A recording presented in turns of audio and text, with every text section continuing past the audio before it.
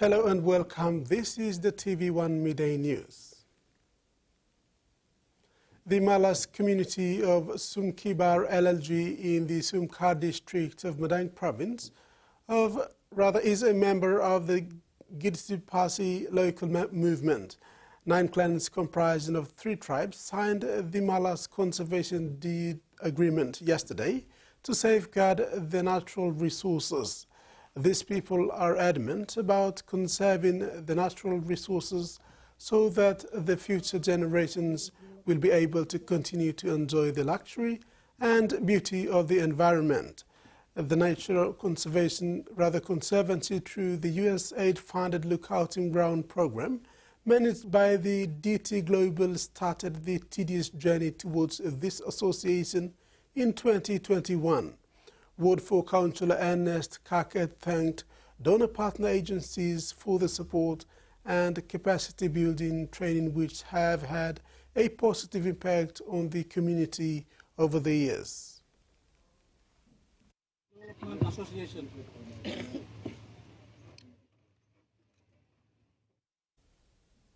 Papua New Guinea fashion is set to take the global stage at the BRICS Plus Fashion Summit in Moscow from October 3rd to 5th, represented by Filma Kelegai, founder and managing director of the PNG Fashion Week.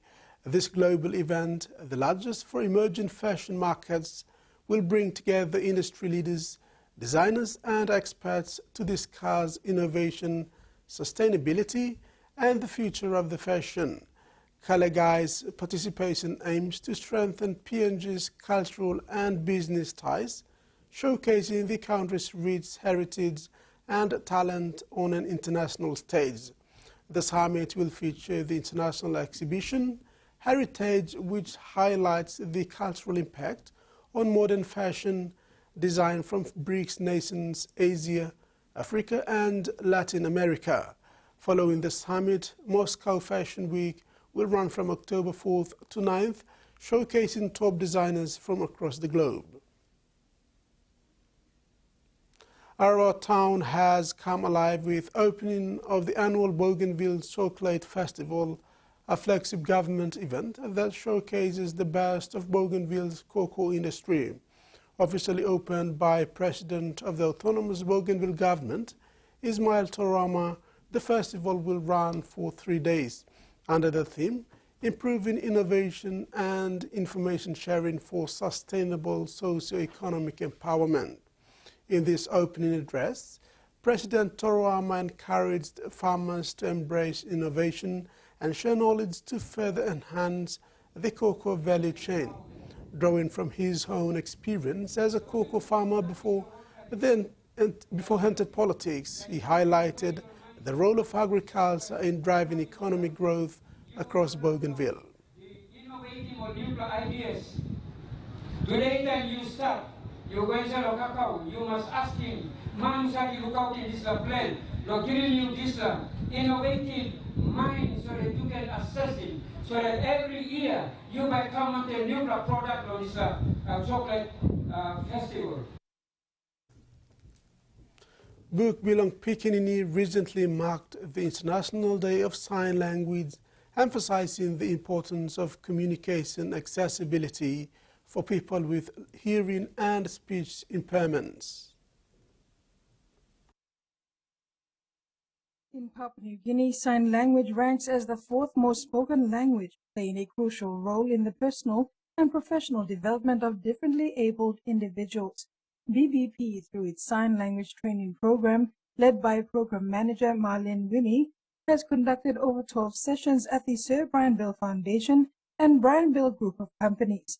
These sessions equip participants with essential sign language skills, promoting effective communication with the deaf and hard of hearing community. BBP continues to encourage learning sign language as a way to break down barriers, foster inclusivity, and strengthen community understanding. Karakiru Jr., TV1 News. A man from Habai in the Rocky Mountains of Nomane in Chimbu province was brutally attacked and left to die when he was saved by a Mission Aviation Fellowship pilot and medevac team. John Bose was obviously rather viciously attacked by bandits along the bush track that connects Habai to the nearest Kundiawa township. No hope at all, as St. John recalled the traumatic experience. He described the rescue as a second chance in life. Several months after the shocking incident, Boss was able to meet the pilot and the medevac team from Mission Aviation Fellowship who saved his life.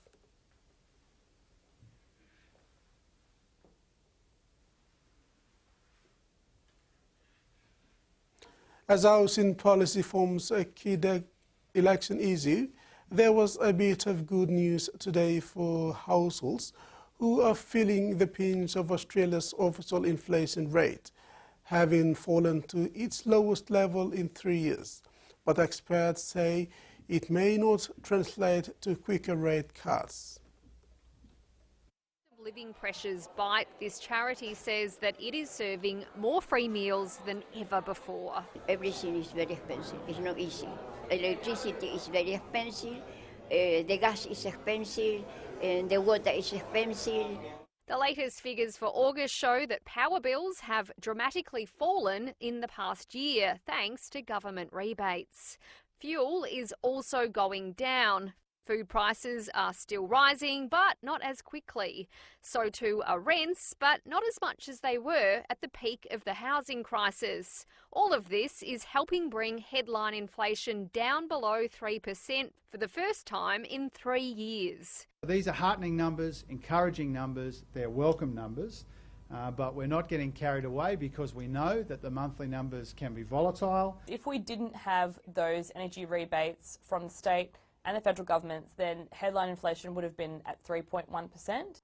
The Reserve Bank has been keeping interest rates high to stop people spending. Pressure is mounting on the Reserve Bank to start cutting interest rates now that inflation is at its lowest level since 2021.